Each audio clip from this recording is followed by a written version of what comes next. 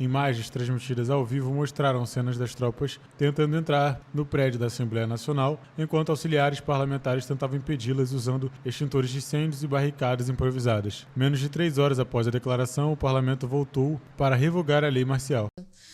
Diversas pessoas, as massas sul-coreanas, lotaram as ruas em protestos em frente ao parlamento, nas ruas da capital Seul, em rechaço à implementação dessa lei marcial. E o que aconteceu é que justamente o exército tomou posição por esse golpe, tentou invadir o parlamento, os parlamentares, as pessoas que estavam dentro do parlamento sul-coreano, fizeram barricadas internas para que eles não entrassem, e as massas do lado de fora protestando contra essa que é mais uma agressão à falida democracia da Coreia do Sul. Afinal de contas, as massas vivem num regime de exploração intensa, não é as mil maravilhas que tentam propagandear, né, sobre a Coreia do Sul no Ocidente, enfim, em todo o mundo. E essas massas foram às ruas rechaçar, mostrar que elas têm, de fato, um compromisso em garantir ali o mínimo de liberdade democrática, o mínimo, né, de democracia que há, né, na sociedade sul-coreana. E rechaçar, obviamente, as tentativas de golpe de Estado, se a gente for traçar um paralelo histórico. Então é importante mesmo ver a gravidade que é a tentativa desse presidente sul-coreano, o Yoon Suk-yeol, tentar implementar essa lei marcial. Ela durou pelo menos umas 3 horas até o parlamento, de fato, vetar essa possibilidade de implementação de lei marcial e ver como isso também são sinal dos tempos. Toda sorte de humilhação, de cerceamento das liberdades democráticas também são possíveis de comparação, passíveis de comparação também.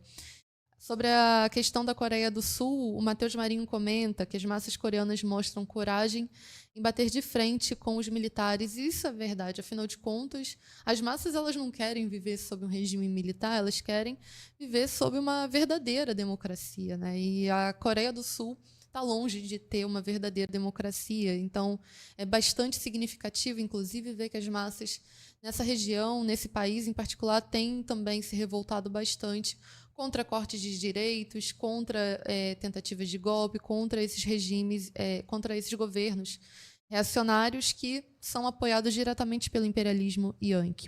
E é muito importante manter esse espírito em alta, porque, afinal de contas, é o avanço da luta camponesa, o avanço da revolução agrária, o avanço da luta indígena e quilombola no nosso país, que será capaz de deter e, de fato, enterrar de uma vez por todas esse latifúndio parasita da nossa nação, que suga as riquezas da nossa nação, expropria as terras dos camponeses do nosso país, implementa o seu terrorismo tão típico contra as massas no campo.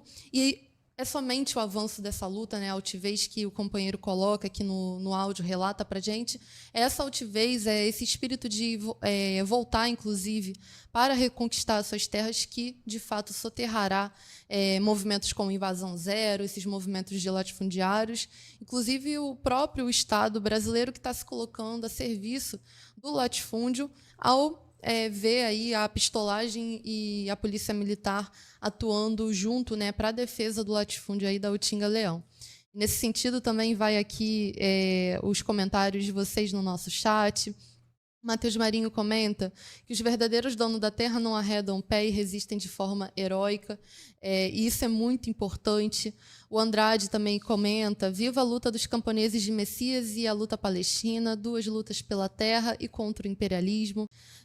A gente vê aí o resultado do trabalho que o Eduardo Paes está dando continuidade, de ataques que serão respondidos com bastante luta por parte desses professores que têm se mobilizado nas últimas semanas, em particular, com bastante altivez para barrar esses cortes nefastos e draconianos de Eduardo Paes. Então, é importante que todos aqueles que, de fato, são democráticos, são progressistas, são revolucionários, se portem e tenham a conduta de se colocar ao lado do povo palestino contra o genocídio que está sendo engendrado por Israel nesse momento. A decisão gerou forte reação, inclusive dentro de seu próprio partido. Logo após a declaração, os militares anunciaram restrições à atividade parlamentar e política, além de colocar a imprensa sob controle do comando marcial. Imagens transmitidas ao vivo mostraram cenas das tropas tentando entrar no prédio da Assembleia Nacional, enquanto auxiliares parlamentares tentavam impedi-las usando extintores de incêndios e barricadas improvisadas. Menos de 3 horas após a declaração, o parlamento voltou para revogar a lei marcial.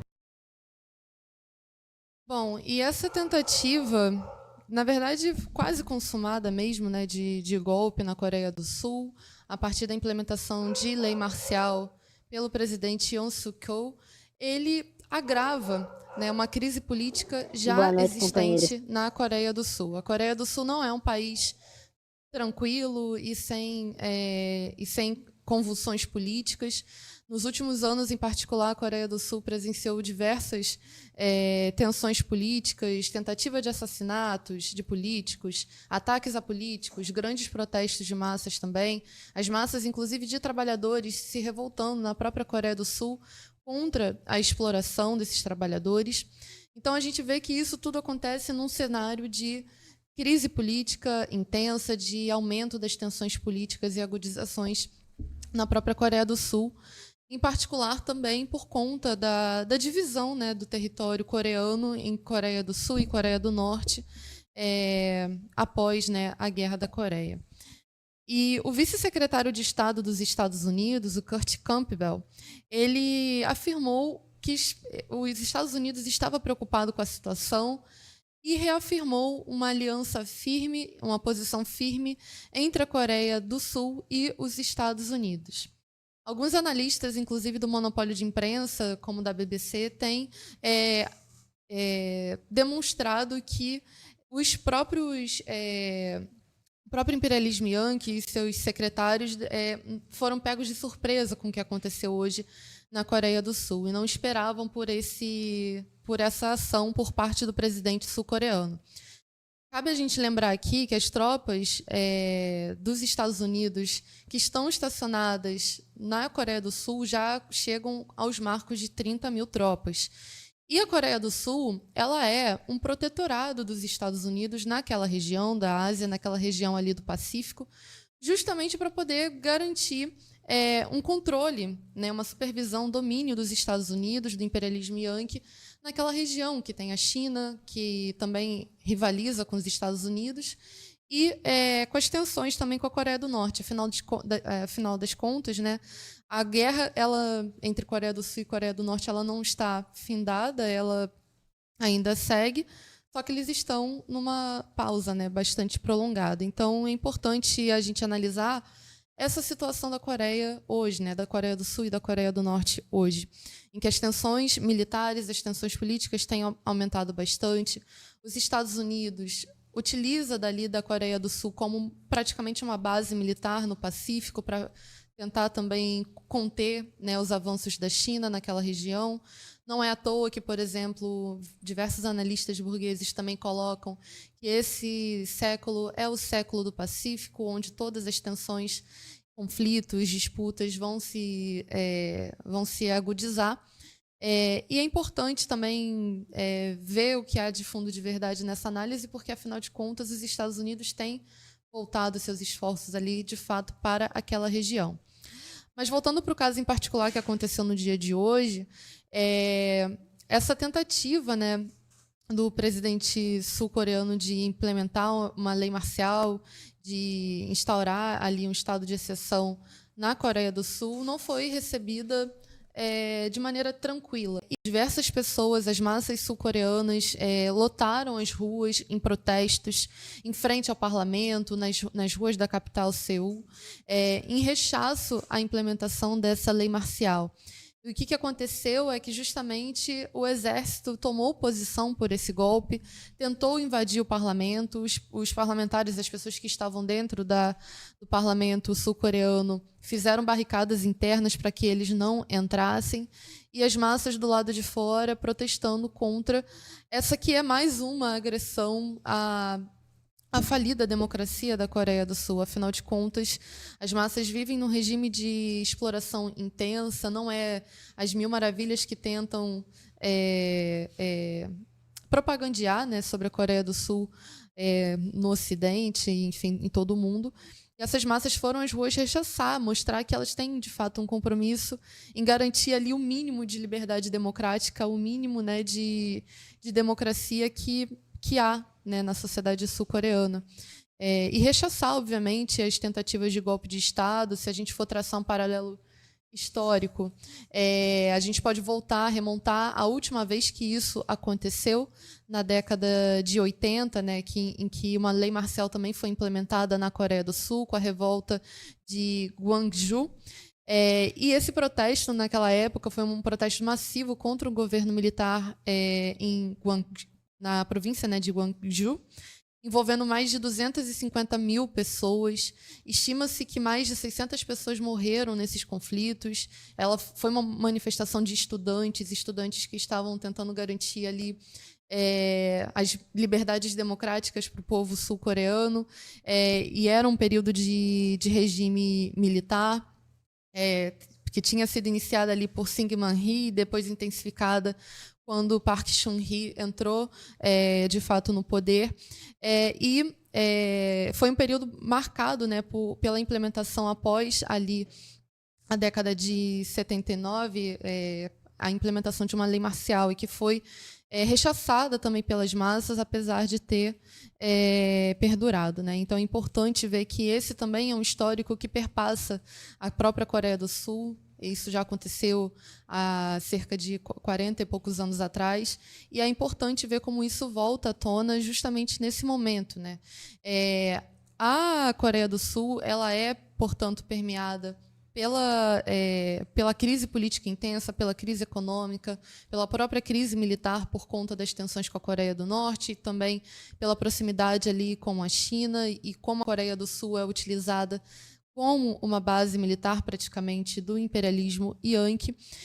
E não por acaso, diversas vezes a própria Coreia do Sul ela é sacudida por grandes manifestações populares que exigem, inclusive, o fim da ocupação militar do imperialismo Yankee, contra a exploração dos trabalhadores sul-coreanos também, a instituição de uma educação pública de qualidade, gratuita, a nacionalização das indústrias daquele país, e, obviamente, né, uma democracia que, de fato, sirva aos interesses das massas coreanas, que são acossadas pelo imperialismo Yankee, mas também tem que lidar com a divisão do seu próprio país em Coreia do Sul e Coreia do Norte, enfim, todas essas tensões que aumentam ali naquela região. Então é importante, preliminarmente, a gente analisar o que significa, né, essa tentativa de golpe, né, essa implementação, de fato, dessa lei marcial. Afinal de contas, o presidente reacionário da Coreia do Sul, o Yoon Suk-yeol,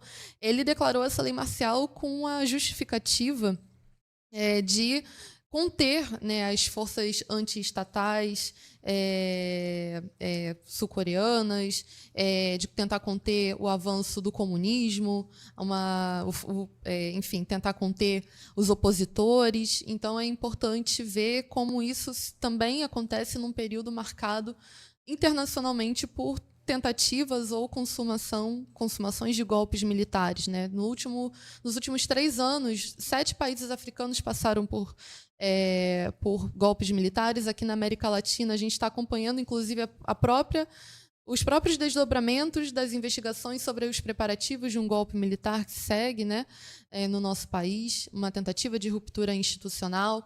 Aconteceu mesmo na Bolívia, a gente vê no Equador, na época das eleições do ano passado, tudo sendo resolvido através da violência política, e no Mianmar, que está mais perto ali da Coreia do Sul, também nesse sentido, do que a América Latina.